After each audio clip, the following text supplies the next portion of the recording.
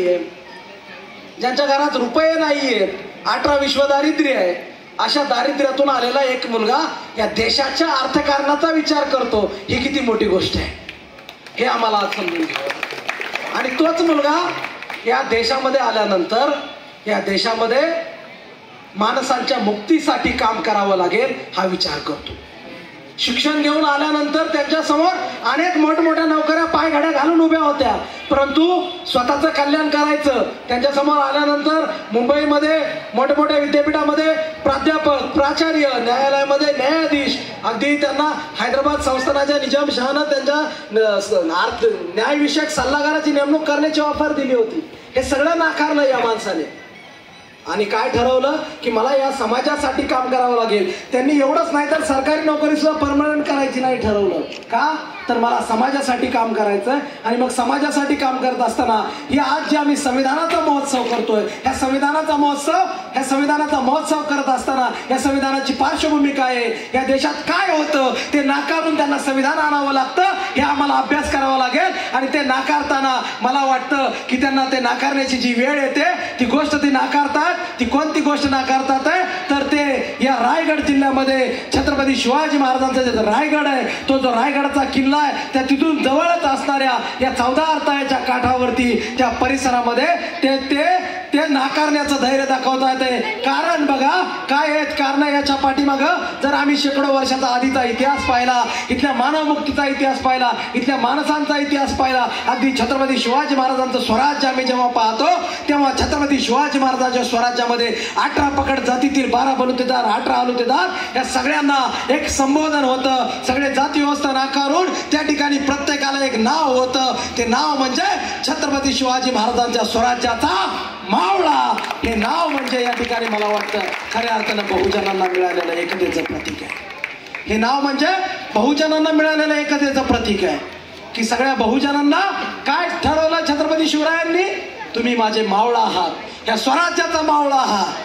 परंतु त्या छत्रपती शिवाजी महाराजांचा राज्याभिषेक नाकारला जातो. आणि छत्रपती शिवाजी महाराजांचा राज्याभिषेक कशानुसार नाकारला जातो ह्याचा अभ्यास विश्वरत्न डॉक्टर बाबासाहेब आंबेडकर करतात आहे. त्याचा अभ्यास महात्मा ज्योतिराव फुले करतात आहे.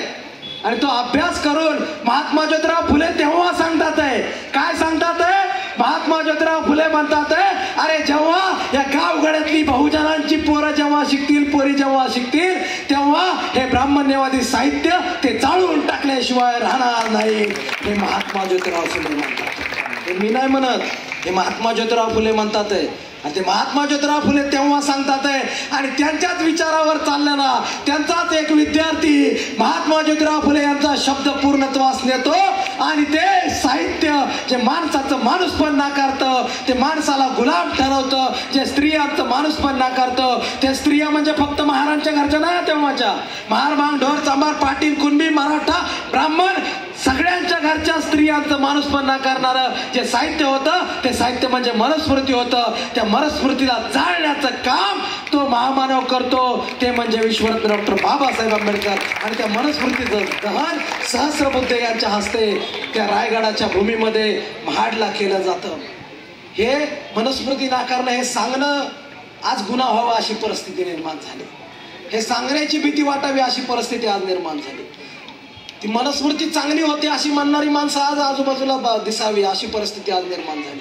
मग माझ्यासारख्या एखाद्या पोराने काय सांगावं, बाबासाहेब शिवराय फुले काय सांगावे आणि काय संविधान आहे म्हणावं ह्या देशामध्ये, अशी परिस्थिती आज निर्माण व्हावी अशी वेळ आलेली आहे. आणि तरी आमच्यासारखी माणसं मरणाला न घाबरता आम्ही बोलत राहू, कारण आम्ही भीमाचे छावे आहोत, आम्ही शिवरायांचे छावे आहोत, आम्ही महात्मा फुलेंच्या विचारांचे वारसदार आहोत. ही घाबरणारी औलाद नाहीये, ही विचारांवर जगणारी औलाद आहे. या विचारांचं बाळकडू आम्हाला छत्रपती शिवरायांच्या स्वराज्यातून, महात्मा फुले यांच्या साहित्यातून आणि बाबासाहेबांच्या संविधानातून मिळालेलं आहे. हे आम्हाला या ठिकाणी ठणकावून सांगायचं आहे. आणि मला हे आज या ठिकाणी संविधानाची 75 वर्ष साहेब आपण साजरी करतोय. तुमच्यासारखा संसद गाजवणारा माणूस आज या विचारपीठावरती आहे, ज्यांनी या ठिकाणी या भागातले प्रश्न मांडण्याचं काम संसदेमध्ये केलं. आणि या संसदेमध्ये प्रश्न मांडायचे असतात हे आम्हाला कुठून कळतं तर संसद ज्या माणसाला सलाम करते त्या माणसांच्या विचारांमधून कळतं. आणि मला आज या ठिकाणी या इतक्या महत्वाच्या विचारपीठावरून हे मनुस्मृतीबद्दल आज का बोलावं लागतं? अनेक लोक आम्हाला म्हणतात तुम्ही का मनुस्मृती सांगता, त्याचं नावच घेऊ नका. अनेक लोक म्हणतात ते वादग्रस्त आहे, ते बोलू नका. बांधवांनो, जी माणसं आपला इतिहास विसरतात ती माणसं नवा इतिहास निर्माण करू शकत नाही, हे या महामानवाने सांगितलं. आणि मनुस्मृती हा आमचा इतिहास नाहीये, परंतु मनुस्मृती जाळली हा आमच्या बापाचा इतिहास आहे. आणि तो इतिहास का सांगायचा, तर तो इतिहास यासाठी सांगायचा की आज आम्ही जर संविधानाची 75वी साजरी करतोय तर मनुस्मृती जाळताना एक विचार त्या माणसाच्या मनात आहे. मनुस्मृती जाळून मला नवं उत्तर द्यायचं आहे, ते उत्तर म्हणजे संविधान आहे. आणि मनुस्मृतीचा दुसरा पर्याय म्हणजे संविधान आहे. म्हणून संविधानाचा जय जयकार, संविधानाचा दिन, संविधानाची मिरवणूक, ह्याच्या आधी आम्हाला समजून घ्यावं लागेल संविधान का आणलंय. कारण मनुस्मृतीला पर्याय देण्याचं काम या संविधान निर्मात्यानं केलं. आणि मनुस्मृती ही मानवता नाकारणारी, माणसाचं माणूसपण नाकारणारी आहे ना, तर माणसाचं माणूसपण जगवणारा संविधान मी घेतो, हे या महामानवानं सांगितलं. आणि ते संविधान विश्वरत्न डॉक्टर बाबासाहेब आंबेडकर आणि संविधान सभेतल्या 392, 398 आणि नंतर घटलेल्या संख्येनं या भारताला सुपूर्द केलं. ते संविधान काय आहे? संविधान एकट्या बाबासाहेबांनी लिहिलं का, असे प्रश्न आम्हाला विचारले जातात. आणि नव्या पिढीचा हा प्रतिनिधी म्हणून हा जगदीश ओळ या नव्या पिढीला सांगू इच्छितो, आम्हाला नव्याने संशोधन करावं लागेल, नव्याने मांडावं लागेल. ही संविधान सभा काय? या संविधान सभेत 398 लोक आहे, मग एकटे बाबासाहेब संविधान निर्माते कसे, हा प्रश्न पडतो. त्या संविधान सभेतल्या संविधान लिहिण्याची जबाबदारी असणारी मसुदा समिती आहे. त्या मसुदा समितीत 7 सदस्य आहेत. त्यातला एक सदस्य त्या संविधान समितीतल्या मसुदा समितीचे अध्यक्ष आहेत आणि त्या अध्यक्षाचं नाव आहे डॉक्टर भीमराव रामजी आंबेडकर. मसुदा समितीचं नाव, काम काय आहे? संविधान सभेमध्ये, संसदेमध्ये जी चर्चा होते ती संसदेमध्ये झालेली चर्चा त्याला मूर्त रूप द्यायचं, कागदावर उतरवायचं काम मसुदा समिती करते. आणि ते कागदावर उतरवायचं काम त्या मसुदा समितीतलं करावं असा त्या 7 मधला एकच सदस्य, तो सदस्य म्हणजे आंबेडकर होते. ते इतर जे 7 सदस्य आहेत, ते इतर 7 सदस्यातले खेतान आहेत, ते खेतान आजारी असल्यामुळे 2 वर्ष ते त्या समितीत कामाला येऊ शकले नाहीत. त्यातला एक सदस्य हा भारताची त्यावेळेची फाळणी झाली आणि फाळणीनंतर तो इतर पाकिस्तानमध्ये गेलाय, त्यामुळे तो कामाला येऊ शकला नाही. त्यातले 2 सदस्य इथून दूर प्रांतात, बंगाल प्रांतात आहेत तेव्हाच्या, म्हणून ते मसुदा समितीच्या कामाला आम्ही येऊ शकत नाहीत, हे लेखी पत्राने कळवतात. ती पत्र आज उपलब्ध आहे. आणि म्हणून ते संविधान लिहिण्याची, ते पूर्णत्वास नेण्याची जबाबदारी एकाच माणसावर आली, ते म्हणजे आंबेडकर आहेत. असं संविधान सभेच्या शेवटच्या सभेमध्ये संसदेत तेव्हाचे राष्ट्रपती मान्य करतात आणि ते संविधान सभेला सांगतात की ते काम एकट्या भीमराव रामजी आंबेडकरांना करावं लागलं. आणि मला या ठिकाणी या गोष्टीचा आनंद वाटतो की अशा कर्तबगार आणि योग्य माणसाला आम्ही मसुदा समितीचा अध्यक्ष केलं, म्हणून आम्ही या ठिकाणी संविधान सभा ते आंबेडकरांचं कौतुक करते, आम्ही त्यांच्यासाठी टाळ्या वाजवतो. हे आता तुम्हाला ऐकल्यावर टाळ्या वाजवू वाटते, संविधान पूर्ण झाल्यावर तर किती वाजवा वाटले असतील त्या संसदेला, विचार करा. म्हणजे आम्हाला समजून घ्यावं लागेल संविधान निर्मितीची प्रक्रिया काय आहे. मगाशी मी म्हणलो तसं साहेब, नाही तर संविधान आमच्या बापाचं म्हणणारी लय सारखं ते म्हणायचे डायलॉग, आणि संविधान काय समजून घेतलं रे कमी आहेत, ते समजून घ्यावं लागेल. त्या संविधान सभेत जर 398 लोक आहेत तर ते काय करत होते आम्हाला कळलं पाहिजे. ते संविधान सभेचं काम काय आहे, बाबासाहेबांनी एकट्याने संविधान निर्माण केलं काय, याचं उत्तर तुमच्याकडे असलं पाहिजे. त्या 398 लोकांच्या संविधान सभेसमोर जे जे नव्याने संविधानात समाविष्ट करायचं ते संविधान सभेत मांडलं जायचं, त्यावर चर्चा व्हायच्या. तिथले ते विचारवंत, ते तज्ज्ञ लोक, तिथले ते राजकारणातले धुरीणी, या देशातले सगळे महत्वाचे ते लोक त्यावरती आक्षेप घ्यायचे, योग्य आहे नाही हे सांगायचे, त्याच्यावरती उत्तर देण्यासाठी तिथल्या त्या ज्याने ते मांडलंय ना त्याला उत्तर देण्यासाठी कटिबद्ध असावं लागायचं. आणि ते त्याला खोडून काढावं लागायचं, त्याच्यावर आलेला आक्षेप खोडून काढावा लागायचा आणि घेतलेलं योग्य कसं आहे ते सांगावं लागायचं, मी घटनेमध्ये समता घेतली, मी घटनेमध्ये स्वातंत्र्य घेतलंय, मी घटनेमध्ये हक्क घेतलेत, मी घटनेत अधिकार घेतलेत. या 14व्या कलमानुसार मी इथल्या सगळ्यांना सांगितलं की तुम्ही समान आहात, तुम्हाला या ठिकाणी भेदभाव करता येणार नाही. 15वं कलम सांगताय की मी या देशामधल्या माणसांना जात, धर्म, वंश, परंपरा, लिंग, रंग यानुसार भेदभाव करता येणार नाहीये. हे योग्य कसं आहे? हे फक्त अमेरिकेत होतं म्हणून आम्ही घेतलं, हे आंधळेपणानं नाहीये. तर अमेरिकेमध्ये होतं म्हणून आमच्याकडे घेतलं, हे कॉपी पेस्ट नाहीये. तर आमच्या देशात भेदभाव हजारो वर्ष झालं चालत आलाय, तो मोडावा लागेल आणि त्यासाठी आम्हाला हे कलम घ्यावं लागेल. हे सांगण्याचं काम या संविधान निर्मात्याने केलं आणि म्हणून त्यांना संविधान निर्माते म्हटलं गेलं, म्हणून त्यांना संविधान निर्माते म्हटलं गेलं. हे आम्हाला कळलं पाहिजे. म्हणजे उगाच फक्त जय जयकार आणि घोषणांवरती जगणं बंद झालं पाहिजे. ही जी नवी पिढी आहे ना, ह्या नव्या पिढीला उत्तरं पाहिजेत. या नव्या पिढीला प्रत्येक गोष्टीचं उत्तर पाहिजे, नाहीतर ते व्हॉट्सअपला आलेलं फॉरवर्ड करतंय, तिकडून येतंय कॉपी पेस्ट, हे इकडं 1000 लोकांना पाठवतंय. त्याला काय माहित नाही, त्याला काय पत्ता नाही. ते म्हणतंय ही मेसेज 100 ग्रुपला पाठवा, संध्याकाळपर्यंत चांगली बातमी येईल. ती 100 ग्रुपला पाठवते, संध्याकाळपर्यंत चांगली बातमी नाही, ह्याच्या दारात पोलीस येते, ह्याला घरी घेऊन जाते तिकडं ठेवायला. अरे काय तुमचं चाललंय? वाचा काहीतरी. वाचणारी माणसं कमी झालेत आणि म्हणून मला वाटलं की आता ही जबाबदारी आपल्यावर, हे सांगावं लागेल समाजाला. मग या संविधानानं आम्हाला काय दिलं? ह्या संविधानानं या देशाला काय दिलं? हे संविधान म्हणजे कुठल्याही एका जातीचा, एका धर्माचा उद्धार करणारं नाहीये. मगाशी सरांनी सांगितलं, पुढे सरांनी, या संविधानाचा पहिला शब्द, या संविधानाचं पहिलं वाक्य आहे ना, त्यातच या देशातल्या सगळ्या विषमता मोडीच काढलेल्या आहेत. त्या संविधानाची सुरुवात काय करायची हा प्रश्न तेव्हा पडला आणि तेव्हा अनेक लोक वेगवेगळी मतं देत होते. कोणी म्हणालं संविधानाची सुरुवात अल्लाला अर्पण करून, अल्लाचं नाव घेऊन करा. कोणी म्हणाला संविधानाची सुरुवात देवाचं नाव घेऊन करा. कोणी म्हणाला येशूचं नाव घेऊन करा. आणि याच्यावर मगाशी मी सांगितलं तसं संविधान सभा हे सजेशन द्यायचे आणि त्याच्यावर उत्तर द्यायचं किंवा पर्याय त्यात घ्यायचं काय हे सांगणारा जो माणूस होता, तो माणूस उभा राहिला आणि तो माणूस म्हणाला हे संविधान या देशातल्या लोकांसाठी आहे आणि म्हणून या संविधानाची सुरुवात आम्ही भारताचे लोक असेल. आणि ती सांगितली विश्वरत्न डॉक्टर बाबासाहेब आंबेडकर या संविधानाने. हे लोकांचं संविधान आहे ना, तर याची सुरुवात आम्ही भारताचे लोक असेल. आणि या संविधानाच्या प्रास्ताविकेतला जो शब्द आहे ना, तो या देशाच्या मानव मुक्तीचा जाहीरनामा आहे. काय सांगितलं जगदीश वाळके या भाषणात? बाकी काय ऐकून जाऊ नका. संविधानाची प्रास्ताविका आहे ना, त्या प्रास्ताविकेचा अर्थ समजून घ्या की जात, धर्म, पंथ, वंश, रंग ह्याच्या पलीकडे जाऊन संविधान माझं आहे. या देशातल्या प्रत्येकाला हक्क अधिकार देणारं संविधान आहे. या देशातल्या माणसांना कुठल्या एका जातीला नव्हे तर प्रत्येकाला माणूस म्हणून संधी देणारं संविधान आहे. आणि संविधान हे कुठल्या एका जातीसाठी नाहीये. हा आवाज जिथपर्यंत जातोय, त्या सोशल मीडियातून जिथपर्यंत आवाज जातोय ना, तिथपर्यंत प्रत्येक माणसाला माझं सांगणं आहे, हे संविधान इथल्या प्रत्येकाला न्याय देणार आहे. बांधवांनो, आम्ही भारताचे लोक, भारताचे एक सार्वभौम. अरे प्रत्येक माणसाला सार्वभौम करून टाकलं. आधी सार्वभौम कोण असायचं या देशात? राजा. या देशात आमका राजा सार्वभौम होता असं म्हटलं जायचं. अरे या देशातल्या प्रत्येक माणसाला राजा करण्याचं, सार्वभौम राजा करण्याचं काम या संविधानानं केलेलं आहे. स्वातंत्र्य, समता, बंधुता, न्याय, हक्क पेरलेत या संविधानात.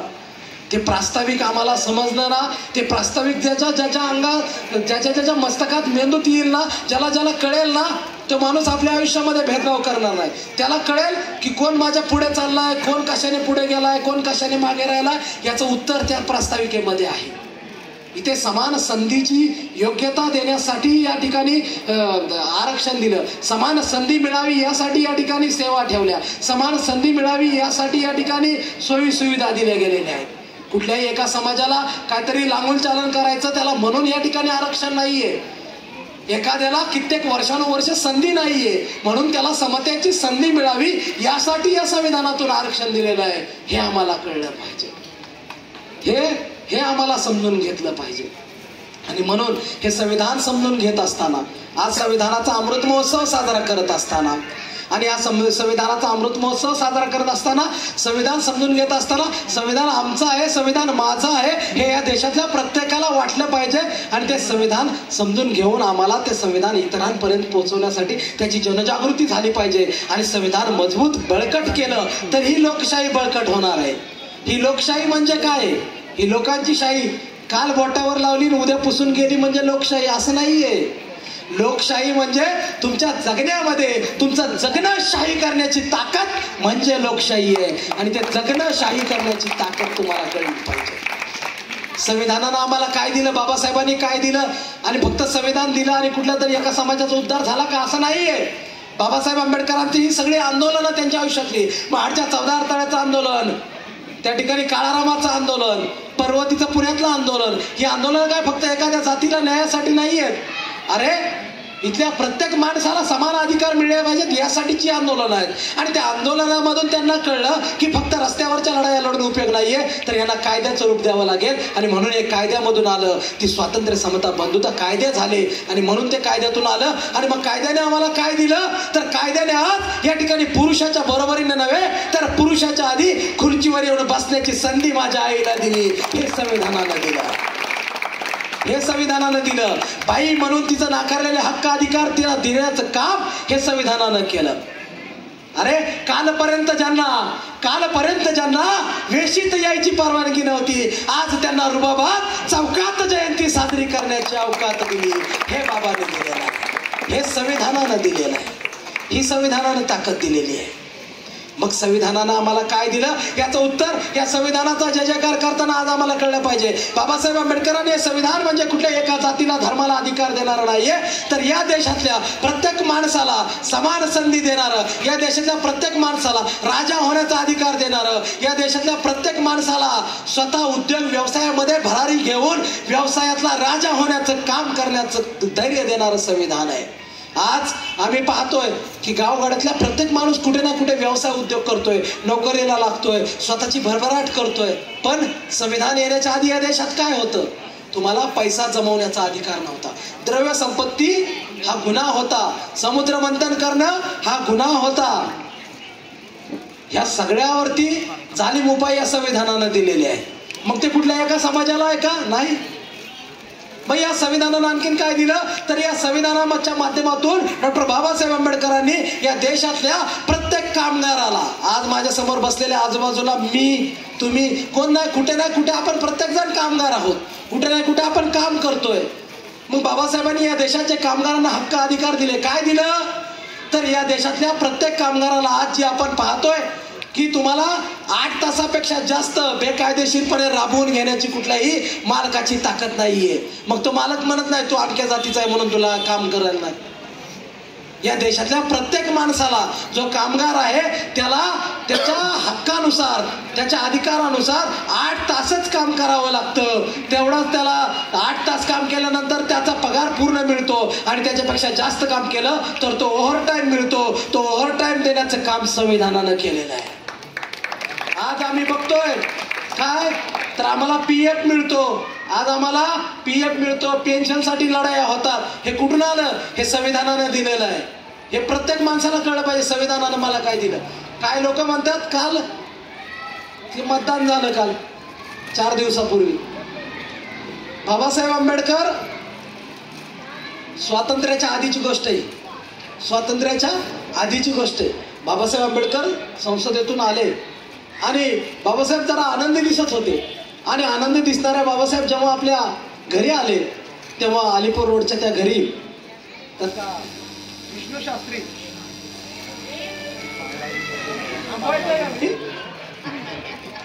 आणि विष्णू शास्त्री म्हणतात बाबासाहेब आज तुम्ही आनंदी दिसताय.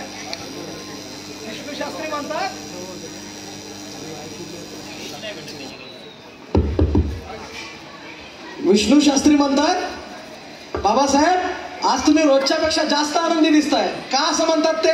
कारण बाबासाहेब अभ्यासामध्ये सतत असल्याने धीरगंभीर असायचे, पण आज त्यांच्या चेहऱ्यावरती हास्य होतं, आनंद होता. आणि शास्त्री म्हणतात बाबासाहेब आज तुम्ही खूप आनंदी दिसताय. का बरं, आज काय झालं?